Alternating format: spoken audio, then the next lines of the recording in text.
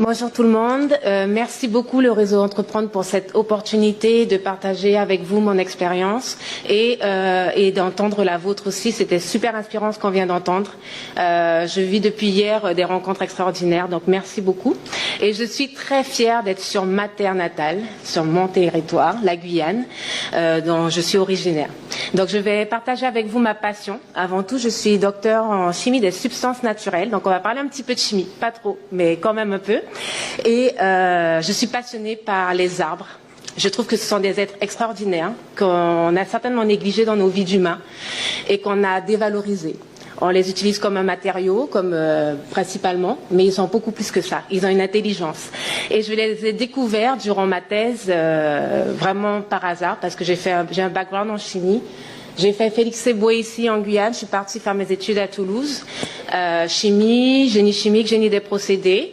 Et puis je suis revenue en vacances en Guyane et là, un chercheur du CNRS m'a proposé d'effectuer une thèse sur les bois de Guyane. Et c'est comme ça que j'ai découvert cet extraordinaire monde de la forêt, des plantes et de leur savoir. Donc, je suis une entrepreneure pour un monde plus vert. En fait, c'est vraiment ça. Je suis tombée dans l'entrepreneuriat pour contribuer à un monde plus vert. Aujourd'hui, ça fait 11 ans que je suis au Québec, donc partie en postdoc après ma thèse en 2009. Et au Québec, j'ai créé une première société en 2012 qui s'appelle Biostratège. Puis ensuite, j'ai créé une start-up un an après, parce que Biostratège, l'objectif, c'était de donner du service conseil à l'industrie forestière. Je vais vous l'expliquer après.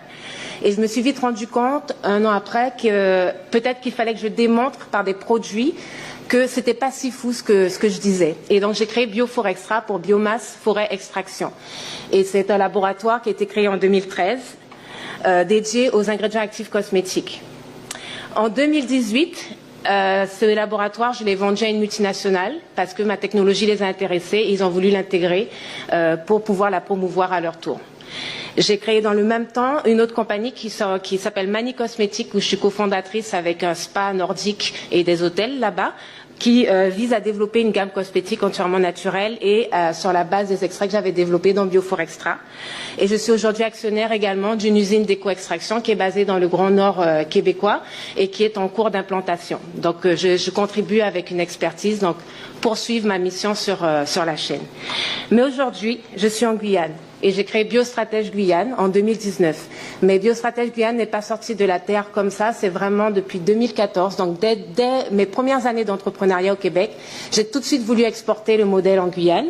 Donc depuis 2014, je travaille un peu en sous-marin avec des chercheurs locaux, etc. J'ai fait pas mal de lobbying auprès des instances ici. Et pour enfin me servir de la vente de ma première société au Québec pour réinvestir sur mon territoire et contribuer en amenant de l'expertise. Finalement, ma mission d'entrepreneur, c'est de contribuer au développement des régions grâce à l'industrie locale des ingrédients naturels et éco-responsables qui vise à valoriser des biomasses et la création de chaînes de valeur, donc de la ressource au marché. Mes entreprises, généralement, elles ont du service et des produits innovants. L'origine de l'idée, c'est vraiment la thèse, comme je vous ai dit. J'ai découvert le monde des extractibles. Je vais vous expliquer c'est quoi les extractibles. Et j'ai étudié en fait en Guyane les bois amazoniens. Vous savez, nos bois, le wapa, vous en avez entendu parler tous, je suppose, qui sont en Guyane, a cette capacité notamment de résister à l'eau, de ne pas gonfler. On peut le laisser tremper pendant des années, il ne gonflera jamais. J'ai découvert aussi que certains bois ne sont pas du tout attaqués par les termites ou les champignons ici en Guyane. Et ça, en fait, dans mes recherches, j'ai découvert que c'était dû à des petites molécules qui se trouvent dans la matrice du bois et qu'on peut facilement extraire avec de l'eau ou de l'éthanol, par exemple. Ce que nos grands-mères faisaient d'ailleurs, parce qu'elles laissaient tremper certains bois dans l'alcool pour certaines purges, etc. Donc aller chercher des extraits actifs qui avaient une efficacité thérapeutique. Et c'est comme ça que j'ai découvert cet extraordinaire monde des arbres et leur capacité à se défendre naturellement de l'environnement, des attaques extérieures. Parce que les arbres n'ont pas cette capacité comme nous à s'abriter sous un toit ou à bouger pour s'abriter. Ils doivent se défendre avec leur propre système naturel. Et ils ont cette capacité de se régénérer et une longévité extraordinaire. Donc j'ai découvert ça et après ma thèse, j'ai été invitée au Québec. Pourquoi le Québec? Parce que le Québec, c'est aussi 65% du territoire qui est couvert par la forêt. Ça ressemble beaucoup à la Guyane. Il y a des zones qui sont impraticables, qui sont difficilement accessibles, où il n'y a pas la connexion Internet aussi, vous inquiétez pas, et que en fait finalement il y a ce besoin, il y a cette forêt et il y a ce besoin de valoriser cette forêt également. Donc au Québec, je suis allée un petit peu plus loin sur mes recherches et j'ai pu découvrir qu'il y avait dans les biomasses forestières, donc dans les résidus de la transformation du bois que les industriels forestiers jettent finalement ou brûlent à perte certaines fois, il y avait une richesse moléculaire incroyable. Mais pourtant, personne n'en faisait rien. Et donc c'est de ce premier constat entre la forêt boréale, incroyable forêt boréale avec une biodiversité quand même extraordinaire, et la forêt amazonienne, deux populations de forêts totalement différentes, qui ont des défis différents, puisqu'en fait la forêt boréale, elle doit résister à 60 degrés quand même de variation de température entre l'hiver et l'été. Donc il faut quand même être assez costaud pour résister à des bordées de neige et le froid qu'il y a là-bas, ça je peux vous le dire, je peux témoigner. Et en Amazonie, on a cet environnement hyper humide et hyper chaud où là les micro-organismes explosent et que l'arbre a besoin de se défendre en fait contre ces attaques-là. Donc deux forêts avec des peuples incroyables. Et les extractives jouent ce rôle de défendre ces arbres, ces êtres vivants. Ils sont présents à forte teneur dans les coproduits, donc dans les résidus, comme je l'ai dit, ça c'était un constat. Et on peut les obtenir avec des technologies vertes faciles, puisqu'on peut obtenir les extractifs juste avec une macération, extraction à l'eau ou par exemple à l'alcool. Donc les extractifs du bois, comme je l'ai dit, se trouvent dans ce qu'on appelle, c'est quoi les extractifs? Ils se trouvent dans l'interstice entre la lignine et la cellulose. Donc en fait, quand vous voyez le bois, le bois est poreux, il a des petits trous. Et c'est dans ces petits trous-là que se trouvent les extractives. Et ce sont des petites molécules et elles jouent, en fait, c'est elles qui jouent le rôle de différencier les différentes espèces en termes de couleur, d'odeur, etc. On voit bien ici, on a un panel de bois de différentes couleurs, mais c'est dû à différents types d'extractibles. Et leur variabilité est importante parce que dépendamment qu'un arbre va pousser au Québec ou pousser en Amazonie, pousser à l'est ou à l'ouest de la Guyane, dépendamment de la saison et de l'âge de l'arbre, ces extractifs vont être différents. Leur composition, leur teneur va être différente. Donc il y a une variabilité naturelle. Et un extrait, c'est quoi? Un extrait, c'est un mélange complexe de plusieurs extractifs, donc de plusieurs familles de molécules. Et parmi ces molécules-là, il y en a qui sont très très intéressantes et là je vous ai mis les polyphénols et les terpènes et qu'on peut en fait utiliser et obtenir uniquement à partir de solvants verts et qui ont des activités biologiques d'intérêt pour les humains. Notamment, vous en connaissez plein des extractifs, vous connaissez tous l'aspirine. L'aspirine est obtenue à partir des écorces du saule, notamment. C'est un dérivé de l'écorce du saule. Donc on s'est toujours inspiré des arbres, notamment pour créer les médicaments. Mais vous en connaissez d'autres, les huiles essentielles, les extraits qu'on prend en complément alimentaire qui sont les fameux antioxydants dont on parle partout. L'ambre, le caoutchouc qui vient de l'EVA. Donc les arbres ont toujours été autour de nous à travers ces extractifs-là. On les connaît, on les utilise déjà. Et il y a un exemple européen d'un extrait qui est incroyable, qui est l'extrait de pin maritime français, qui vient de la biomasse forestière. Et lui, il a 50 ans sur le marché. Cet extrait-là, antioxydant, fait partie de plus de 700 formulations sur le marché international, dans 230 publications scientifiques. Donc ça, c'était le premier constat, finalement, que les extractifs, on les connaît. Ils sont efficaces et on peut les obtenir facilement. Le deuxième constat qui m'a poussé à l'entrepreneuriat, c'est ce fameux besoin du virage vert de l'industrie. Aujourd'hui, on ne peut plus nier. Le consommateur est averti, il est conscient, il ne veut plus utiliser des produits qui contiennent des ingrédients nocifs pour lui-même et pour l'environnement. Les industries sont à la recherche d'alternatives vertes. Elles veulent en fait produire des composés qui sont plus éco-responsables et répondre à ce besoin du consommateur qui lui fait la leçon. Notamment également, il y a eu plein de changements réglementaires dans certaines industries pour la toxicité et l'écotoxicité de certains ingrédients, notamment dans les produits chimiques, dans les produits cosmétiques. On entend parler des parabènes beaucoup. Les parabènes ont été décriés parce qu'on a démontré qu'ils avaient un effet cancérigène. Donc les industries sont à la recherche de nouvelles solutions vertes. Et puis finalement, l'entrepreneuriat et le lancement en entreprise, c'était une opportunité de contribuer. Alors c'est comme ça que j'ai lancé Biofor Extra. C'est parce qu'à un moment donné, j'étais en postdoc, à la fin de mon postdoc, et l'industrie forestière au Québec, qui est basée sur 2 utilisations du bois, le matériau bois d'œuvre et la pâte et papier, a connu une crise économique sans précédent. Pourquoi? Parce que les États-Unis ont fermé le marché d'entrée du bois d'œuvre, et bien sûr, vous savez que le papier s'utilise de moins en moins à cause d'Internet.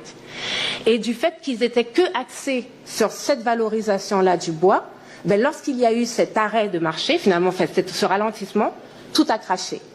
Or, le Québec vit de son industrie forestière. C'est des familles entières qui dépendent de cette industrie-là. Donc, en 2009-2010, le gouvernement s'est retourné et a dit, bon, il faut qu'on fasse quelque chose, on perd des emplois, les scieries ferment, les pâtes et papiers ferment, qu'est-ce qu'on fait? Il faut qu'on ait une façon de valoriser notre ressource, qui est notre première ressource territoriale. Il faut qu'on ait une diversification et qu'on s'intéresse à autre chose. Et là, j'étais en fin de postdoc et moi, j'étais spécialisée dans les extractibles forestiers. Donc, ils sont venus toquer au groupe de recherche dans lequel je travaillais. Ils ont dit, qu'est-ce qui peut nous faire une étude de marché rapide, d'opportunités sur les extraits, sur ce qu'on peut obtenir de la biomasse forestière? Et on m'a donné le mandat. Bon. Donc, j'ai pris ce mandat et pendant 3 mois, j'ai lu tout ce que les autochtones, les Amérindiens québécois faisaient des écorces, du bois, etc. J'ai lu également toutes les technologies d'extraction. J'ai essayé de chercher sur toutes les espèces du Québec quels étaient les composés qui étaient voisins de certaines autres molécules qu'on connaît qui ont déjà une utilisation. J'ai essayé de rechercher les marchés d'intérêt. Et j'ai produit ça et je suis allée voir le gouvernement. Voilà, c'est mon résultat. Voilà, ils m'ont dit, bon, on va te payer, tu vas faire des conférences, tu vas aller voir l'industrie forestière, il faut les convaincre d'investir dans ce nouveau marché-là, il y a un potentiel économique. Cependant, vous comprenez bien que l'industrie forestière, monsieur Bûcheron, qui a l'habitude de faire du bois d'œuvre, du 2x4, vous venez lui parler de molécules, on est loin là. Là, il comprend, hein, il dit oui, bon, tu veux faire du jus avec mes écorces, ok, c'est pas clair, tu vois. Et donc du coup, il n'avait pas ces compétences et cette capacité de se lancer vraiment dans ce milieu-là. Donc, au bout d'un moment, je me suis dit, ben, vous savez quoi? J'ai fait des conférences partout dans le Québec, je suis allée partout dans le Nord, dans l'Est, dans l'Ouest. Je vais me lancer. Je vais faire une première preuve de concept. Et c'est comme ça qu'est lancé Bioforextra.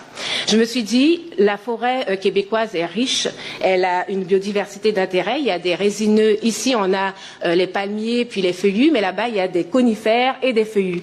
Et ils ont donc cette capacité d'avoir une biodiversité. Et donc, je me suis dit, mais comment je vais faire ça? Parce que l'industrie forestière actuelle, elle est organisée de ce type-là. On récolte le bois, on le sépare entre le bois d'œuvre et la fibre. Et pendant tout ce process-là, il y a génération de biomasse, donc des copeaux, des sciures, des écorces. À l'intérieur de cette industrie, au départ, quand j'ai commencé mon activité, ils enfouissaient les biomasses qu'ils n'arrivaient pas à utiliser sous terre. Ce qui a créé d'énormes problèmes environnementaux puisque les nappes phréatiques ont commencé à être gorgées de ces extraits-là.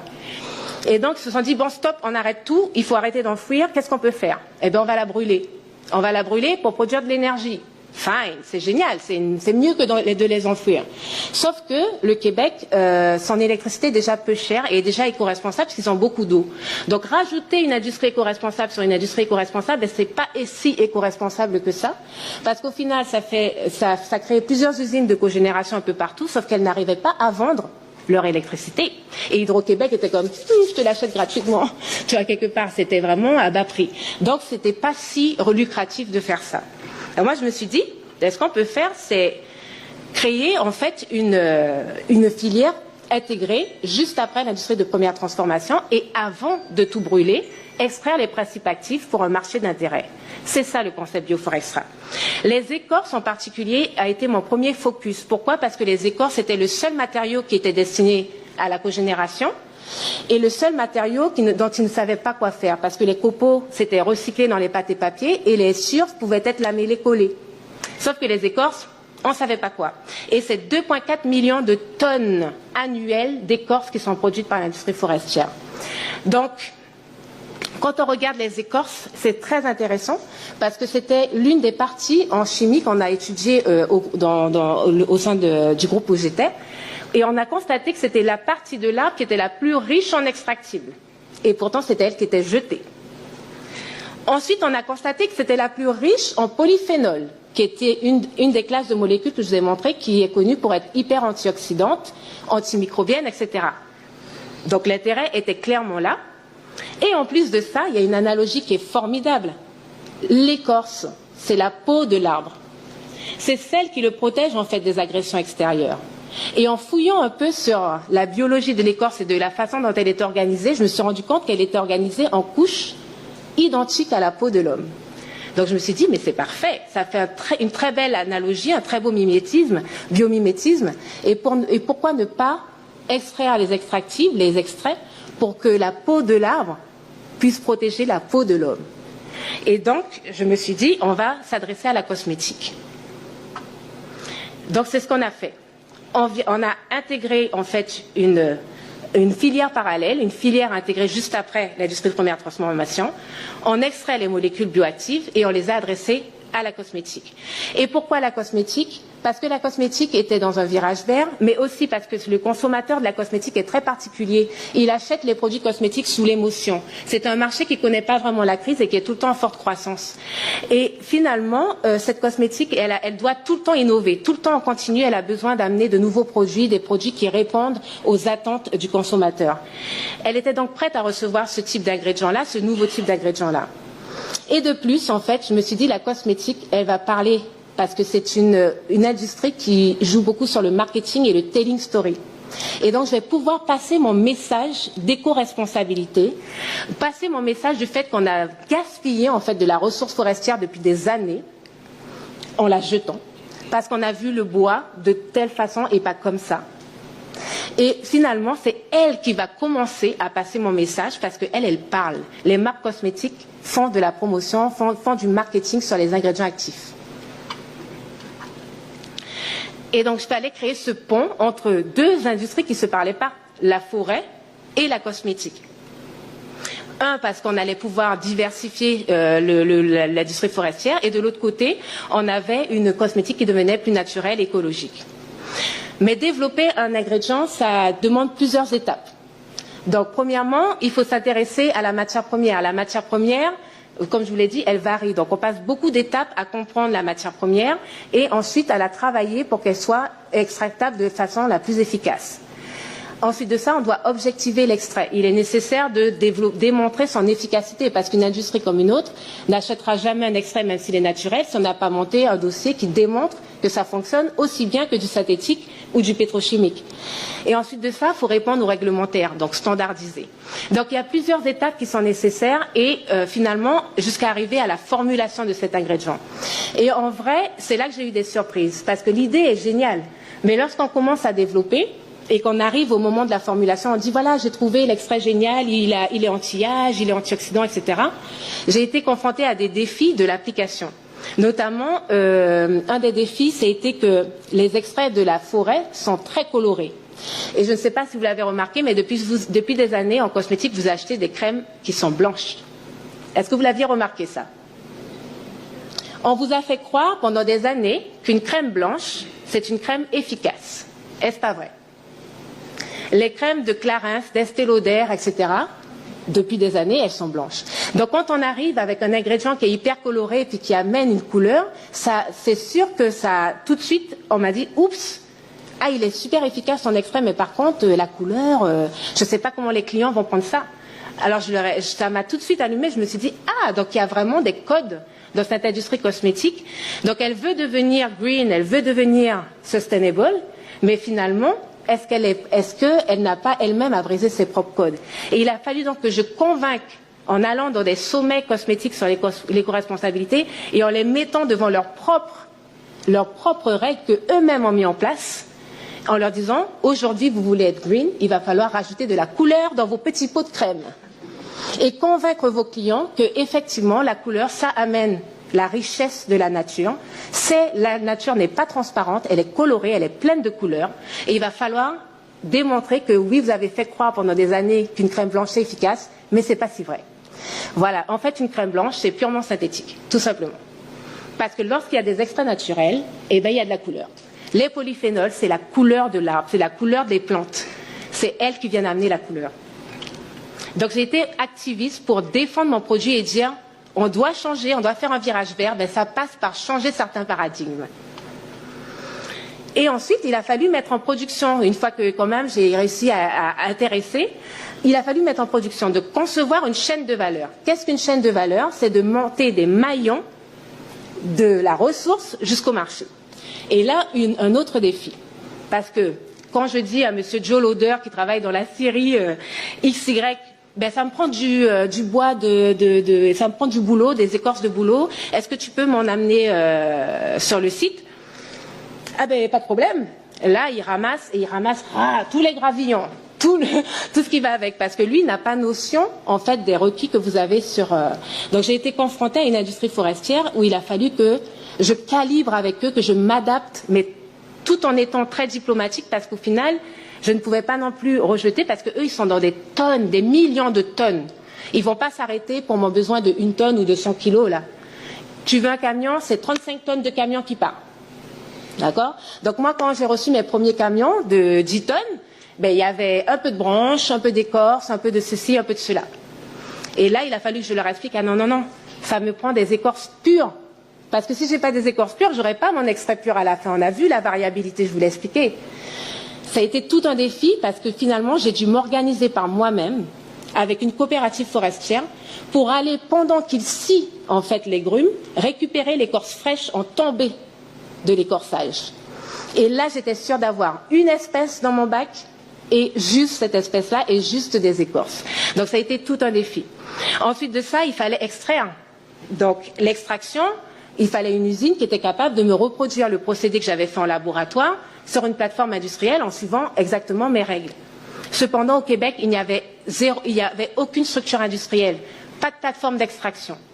Donc on pense souvent que certains pays industrialisés ont tout. Ben, vous savez quoi? Ils sont comme en Guyane. Il n'y a pas de plateforme d'éco-extraction au Québec. Ils ne valorisaient pas leurs ressources naturelles. Et donc, au final, j'ai dû faire un peu comme Ngo Shoes, donc trouver une façon éco-responsable de transformer mes écorces avec une coopérative forestière, packager ça en big bag, envoyer par bateau en France pour les extraire. Et tout en travaillant avec le Québec, en leur démontrant que c'était faisable, travaillant avec le gouvernement sur des études de faisabilité pour une première usine d'éco-extraction sur laquelle aujourd'hui je suis actionnaire. Donc voilà, il y a eu des défis parce que c'est un grand territoire, il a fallu que j'aille voir des scieries un peu partout, travailler sur la pureté des écorces, etc. et mettre en place cette fameuse chaîne de valeur. Voilà la chaîne de valeur et c'est sur ça que j'appuie aussi mon modèle en Guyane. Lorsqu'on part d'une ressource et qu'on veut arriver à un marché d'application, il y a plusieurs maillons qu'il faut mettre en place. Lorsque vous recevez la ressource, elle est brute, d'accord? Quelle que soit la plante, elle va être brute. Il faut donc la transformer et la préconditionner pour qu'elle soit adaptée à l'extraction. Il y a des métiers pour ça. Il y a des gens, c'est leur métier. Ils font que ça. Séchage, broyage, tamisage des plantes, d'accord? Et ils font du chiffre d'affaires. Donc ça amène déjà une valeur à la ressource de faire ça. Par la suite, on va faire l'extraction de l'ingrédient actif. En parallèle, il y a les développeurs qui travaillent, comme nous, Bioforextra et Biostratège. On avait cette capacité de développer des actifs avec des dossiers techniques pour divers marchés. Ces développeurs-là travaillent en parallèle avec des producteurs de l'ingrédient. Donc celui qui va extraire à l'échelle industrielle ce fameux ingrédient-là. Lui, le producteur, doit travailler avec ensuite des distributeurs qui, eux, entrent chez les fabricants qui vont formuler avec votre ingrédient. Les fabricants s'adressent à différents distributeurs. D'accord? Donc, il y a des multinationales qui ne font que distribuer des ingrédients de tout type, naturels ou pas naturels. Et c'est eux qui ont souvent cette porte d'entrée chez le fabricant, L'Oréal, Clarins, etc. Parce que les L'Oréal, vous comprenez que Bioforextra ou Biostratège, on ne sait pas qui vous êtes. Donc, c'est ce que vous disiez un peu. Hein. On ne sait pas qui vous êtes une petite start-up, vous nous faites peur. Peut-être que vous n'allez pas suivre les rythmes de production dont on a besoin. Est-ce que vous allez être là dans 15 ans ou pas? Ils ne savent pas. Donc, ils préfèrent traiter avec des gros distributeurs. Donc, ils vont s'asseoir chaque année avec des distributeurs. Ils vont en sélectionner 5, notamment pour certains des fabricants que je connais. Et c'est ces distributeurs-là seulement qui peuvent présenter des ingrédients. Donc, moi, il a fallu que je crée des alliances avec des multinationales qui ont rentré mon portefeuille d'ingrédients dans leur catalogue pour présenter à des fabricants de produits finis. Et c'est comme ça qu'on établit une chaîne de valeur en faisant des partenariats. C'est avec une coopérative forestière que j'ai pu faire un partenariat sur la récolte de la matière comme je voulais et son pré-traitement sur site à la coopérative forestière, qui, elle, me faisait le big bag, qui envoyait chez mon fabricant Alban Muller, qui a 40 ans d'expertise dans l'industrie, dans l'extraction du végétal en France, et qui m'a beaucoup appris, parce qu'au final, être à côté de personnes comme ça, on échange, on apprend, on voit comment le procédé se fait. J'ai vu les écueils de passer de l'échelle de labo à l'échelle pilote jusqu'à l'échelle industrielle. Parfois, on est surpris, les effets de masse, c'est incroyable. Ce que moi j'avais, c'était parfait, puis arrivé là-bas, tu as 30% de pertes en production, etc., etc. Et donc, ensuite de ça, avoir un distributeur qui, lui, est spécialisé dans la commercialisation d'ingrédients, qui a toute la force et l'impact commercial partout, avec des distributeurs intermédiaires sur différents territoires, ça m'a aussi appris à former, en fait, mes dossiers d'ingrédients en fonction des requis du marché. Et donc voilà, j'ai mis en place une logistique qui partait de Québec, des scieries de Québec, de différentes scieries, jusqu'à une coopérative, jusqu'à bateau, et puis jusqu'à Alban Muller, et jusqu'à toute la distribution internationale. Et il a fallu faire notre propre marketing, parce que c'est ce que vous disiez aussi, c'est super important de travailler son image de marque. C'est ce qui fait que les multinationales, quand même, se sont tout de suite tournées vers nous et nous ont regardés. Nous ont observés pendant les 3 premières années de notre développement, nous ont observés pour voir, mais où est-ce qu'on allait avec ça? C'est très intéressant de voir la marque se développer, etc. Et donc, ils nous suivaient de loin, mais en fait, j'ai appris par la suite, en parlant avec eux, qu'ils nous suivaient depuis un moment et qu'ils attendaient de voir comment on avançait sur ce marché-là et quel segment on intéressait. Et finalement, donc nous, on s'éclatait, on était en format start-up. Moi, j'avais engagé un designer graphique à l'interne parce que l'image de marque, j'y ai toujours cru. J'avais vraiment envie de montrer que non seulement on était vert, mais on était hot. On avait une image professionnelle, on était capable d'accoter les multinationales, d'arriver avec une image qui leur fait tilt. Et donc, du coup, j'ai développé une marque de commerce immédiate. Donc, j'ai créé les boréalines. Et le nom boréaline référait bien sûr à la forêt boréale pour la mettre en avant, parler de l'espace vert du Canada qui est magnifique, mais aussi donc de permettre d'accrocher sur une image de marque. Et on arrivait avec le slogan de Tree Skin for Your Skin. Donc la peau de l'arbre pour la peau de l'homme. Et ça, tout de suite, dans le cœur, c'est venu toucher les gens. Parce qu'ils ont compris tout de suite qu'effectivement, le parallèle entre l'écorce et la peau est drastique. Et ça a permis d'intéresser les gens à l'arbre dans la cosmétique, finalement. Et donc, ça a permis de lancer avec nos partenaires à l'époque, donc mon associé, IFF Lucas Meyer. J'ai donc explosé, j'ai pu aller sur différents marchés. J'ai tourné dans le monde entier pour présenter mes ingrédients, pour présenter mon concept d'économie circulaire. Et on a gagné plusieurs awards dans le Green Ingredient Award au plus grand salon qui s'appelle la In-Cosmetics Global. Et aussi en Chine, au niveau d'un prix sur la science des ingrédients. Et ça a été pour moi une expérience incroyable d'avoir pu travailler avec ces grands groupes-là parce que j'ai pu voir le monde, j'ai pu rencontrer différents acteurs majeurs de la cosmétique notamment, et de comprendre toute cette chaîne et de comprendre les attentes, etc., et de comment développer un produit qui respecte les requis du marché. Et ça a été formidable, et c'est ce groupe-là qui m'a racheté, qui a racheté toute la compagnie en octobre 2018, et qui m'a permis, moi, en tant qu'entrepreneur, de faire une super expérience de première start-up. La vente, je vous dis pas, hein, ça n'a pas été super facile, parce que forcément, c'est votre bébé, hein, quand vous créez une entreprise. Vous vous imaginez pas un jour la vendre, etc., puis se départir de votre équipe. Mon équipe, c'est mon cœur, hein. Quand je travaille avec des gens, je travaille avec des gens à 100%, je leur fais 100% confiance, et on s'échange tout, je cache rien de ce qui se passe dans l'entreprise, que ça soit finance, mes peurs, mes craintes, mes joies, voilà, ils m'ont vu pleurer, ils m'ont vu super contente. Donc quand j'ai su que mon équipe allait être aussi intégrée, vous voyez, c'est quand même difficile, mais en même temps, dans la vente, on apprend la négociation. On apprend qu'une entreprise, c'est une entité qui est séparée de soi. D'accord? C'est pas vous. Vous créez de la valeur pour une société. Vous avez contribué avec une solution, mais c'est une entité qui est à part. Et qui permet, en l'intégrant dans une grande plateforme comme ça, elle va vivre forever. En fait, finalement, peut-être que boréaline, dans 10 ans, je vais encore voir des marques qui ont pris le nom de ma marque parce qu'elles trouvaient ça hot. Et ça, c'est un succès. Ça, c'est un succès d'avoir pu inspirer une part du marché, en fait, un marché à s'intéresser à l'éco-responsabilité, à s'intéresser à un nouveau savoir-faire. Donc aujourd'hui, Boréaline est dans plusieurs produits dans le monde entier. Donc l'ingrédient, les ingrédients qu'on a développés à partir d'érable, d'épinettes, de bouleau, etc. Et il y a même certaines marques qui utilisent carrément le nom de la marque de l'ingrédient pour faire promouvoir leur propre marque. Donc ce qui est vraiment intéressant. Et aujourd'hui, l'aventure continue. Une fois que j'ai revendu, en fait, j'ai pas souhaité continuer travailler à l'interne dans la corporation parce que finalement, je veux pas être dans un cadre. Je suis une entrepreneur passionnée. J'adore l'entreprise, ses défis, ses risques, mais c'est grisant. Ça donne des palpitations d'être dans l'entreprise et c'est passionnant. Et j'avais envie de continuer à diversifier l'application de ce modèle-là à d'autres marchés. Parce que je vous rappelle que la cosmétique est un marché parmi tant d'autres. Les extractives peuvent s'appliquer à divers marchés. Et donc, j'ai augmenté le concept. Je me suis dit, au lieu de simplement dériver l'écorce pour en extraire les principes actifs pour un marché donné qui est la cosmétique, on pourrait en plus se positionner une usine d'extraction sur un site de cogénération, donc de biomasse énergie, se pluguer sur l'usine de cogénération pour utiliser son électricité, utiliser ses rejets thermiques, faire tourner mon extraction, dériver les écorces, les extraire et puis toutes les autres plantes qui rentrent, qui vont à la cogénération, les extraire, retourner mes déchets d'extraction à la cogénération pour reproduire de l'énergie que je réutilise. Et c'est ça Nordex que je suis en train de développer en ce moment au Québec et que je souhaite aussi exporter ce modèle en Guyane. Et Nordex est en fait biostratège qui englobe ce genre de concept-là, qui est vraiment biostratège qui englobe ça. On développe sur différents marchés d'application. Donc Nordex est un marché pour la nutraceutique. Donc Nordex c'est une usine sur laquelle je travaille avec une ville du nord du Québec et deux corporations gouvernementales qui sont actionnaires et un promoteur et moi en privé. Donc on est 2 privés et 3 instances gouvernementales, tous actionnaires dans Nordex.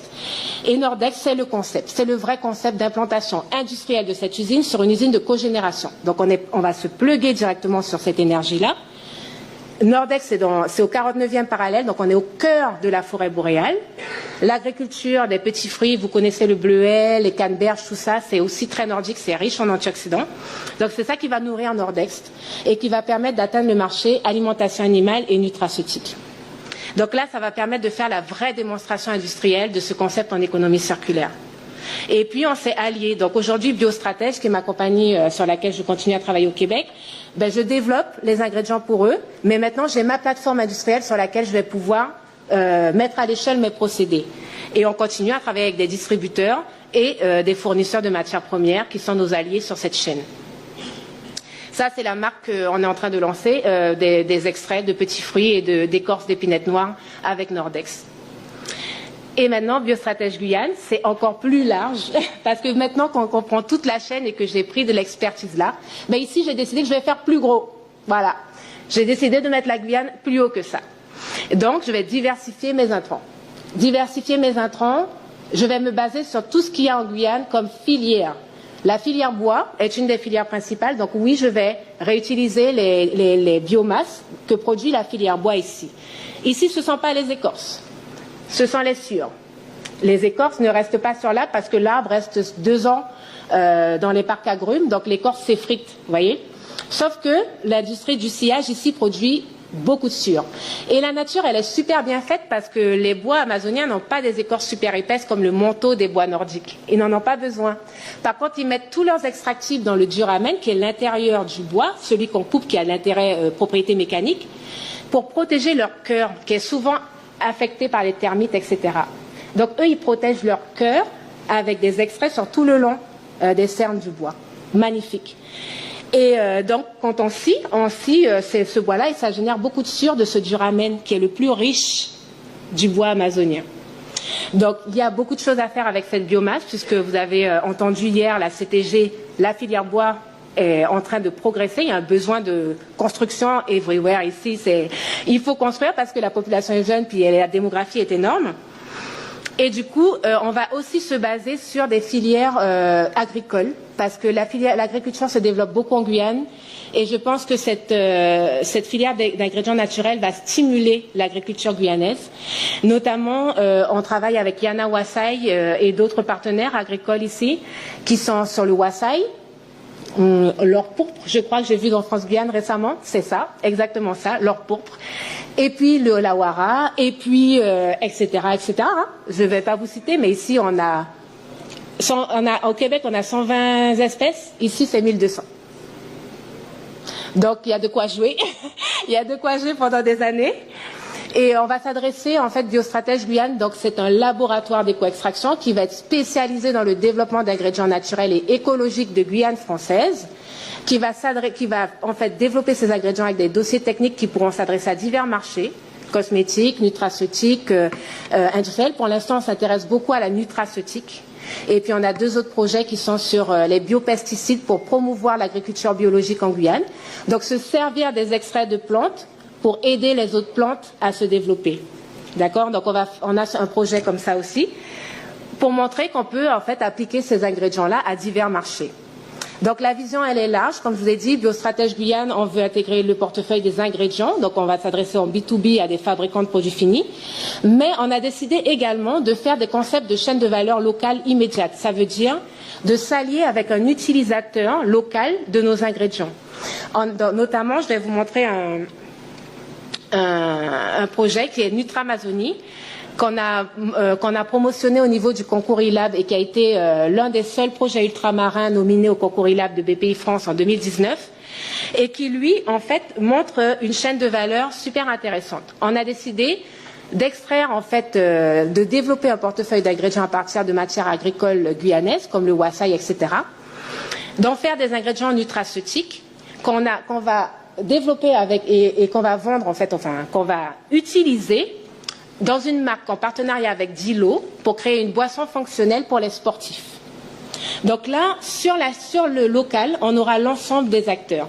Le fournisseur de la ressource, nous, le développeur de l'ingrédient, et finalement une marque utilisatrice de ces ingrédients qui va s'adresser à un consommateur. Et ça, c'est une vraie preuve de concept économique qui va nous permettre de démontrer que oui, il y a un potentiel avec cette filière en Guyane et oui, on peut devenir un leader mondial des ingrédients naturels et écologiques. On travaille en collaboration avec l'ensemble des partenaires de recherche parce que ça fait longtemps que je suis en contact avec eux et j'ai fait ma thèse au CNRS en Guyane, mais j'ai travaillé aussi avec le CIRAD, etc., l'Université de Guyane. Et donc, on est impliqué avec GDI, on est basé chez GDI, le laboratoire est chez GDI actuellement, et on est l'un des porteurs de projet de la pétale éco-extraction de la ferme expérimentale de Guyane pour aider à la mise à l'échelle industrielle de nos procédés dans un futur ici, localement, que je n'ai plus à envoyer mes produits ailleurs pour les faire extraire, mais que je puisse extraire en Guyane, dans une usine qui se basera en Guyane. Et pourquoi pas sur un site de cogénération, puisque j'entends beaucoup parler des projets de biomasse énergie en Guyane. Alors pourquoi ne pas faire des alliances avec une cogénération et utiliser l'énergie éco-responsable pour faire tourner cette usine d'éco-extraction guyanaise. Donc voilà, c'est ça notre mission et c'est ça que je me suis donné comme mission. On a créé l'entreprise en avril 2019. Et j'espère que je vais la voir vivre pour longtemps et qu'elle va se développer. Aujourd'hui, on a un petit labo de 80 mètres carrés, mais on vise d'avoir une plateforme de 400 mètres carrés qui s'installerait à Monsigny-Ritonnet-Grande si possible, écotech entièrement avec tout ce qui est énergie solaire ou énergie à la biomasse, pourquoi pas, et avoir un laboratoire qui permet à la fois de créer des produits innovants issus des bioressources de la Guyane, mais également qui aura un panel de services pour aider les entrepreneurs locaux avec leurs produits finis ici. Notamment, juste pour vous donner une information, depuis janvier 2019, Biostratège Guyane a sorti 1,5 million de devis en service. 500 000 €, d'accord? De devis d'entrepreneurs locaux qui ont des super produits, cosmétiques, pour les cheveux, etc. et qui ont ce besoin d'être en conformité, qui ont besoin d'un laboratoire local qui va les aider à mettre leurs produits en conformité pour sortir de l'artisanat, rentrer dans les pharmacies locales, premièrement, pourquoi pas, et puis ensuite exploser sur les Caraïbes, exploser sur le national et sur l'international. Parce qu'on a une vitrine qui est la biodiversité guyanaise qui va résonner, je peux vous dire, à l'international. C'est l'Amazonie. Mais c'est l'Amazonie française, d'accord ? Avec les qualités et les requis européens français. Et ces entrepreneurs-là, ils ont besoin d'une mise en conformité. Donc on va venir avec un panel de services pour leur permettre de se mettre en conformité. Donc d'aider également la chaîne locale à exploser au national et à l'international parce qu'on va atteindre des degrés d'excellence en qualité. Donc c'est ce qu'on aimerait amener avec nos services, c'est de permettre qu'on sorte des produits d'excellence guyanais et qui défient en fait la concurrence ailleurs. On a cette approche d'entreprise 2.0, juste pour finir, et donc l'équipe est importante au sein de notre entreprise. On veut être le Tesla de l'industrie, donc briser les codes de l'industrie, les amener ailleurs, les sortir de leur zone de confort, et puis être transparent 100% avec nos consommateurs et avoir un impact social fort. Aujourd'hui, chez Biostratège Guyane, on engage, juste pour votre info, 3 personnes. Donc, je viens juste d'engager, c'est tout naissant. Le laboratoire, on espère pouvoir le lancer en janvier 2020. On est en cours d'achat des équipements. Ils sont en train d'arriver petit à petit. Et puis, voilà, on verra bien l'avenir. Mais on est super motivés, super confiants. C'est 2 Guyanaises que j'ai engagées.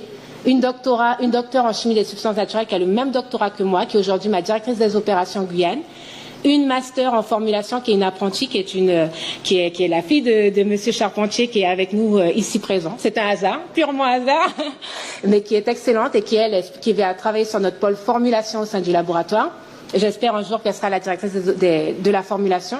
Et puis on a le CNRS qui nous permet d'utiliser certaines ressources humaines en consultant externe, en microbio. Et j'ai un ingénieur que j'ai mis à Paris qui lui va être au cœur de l'action en France pour aller dans tous les salons et faire connaître Biostratège Guyane partout. Donc voilà pour la petite histoire. J'espère que je n'ai pas été trop longue, mais merci beaucoup de votre attention.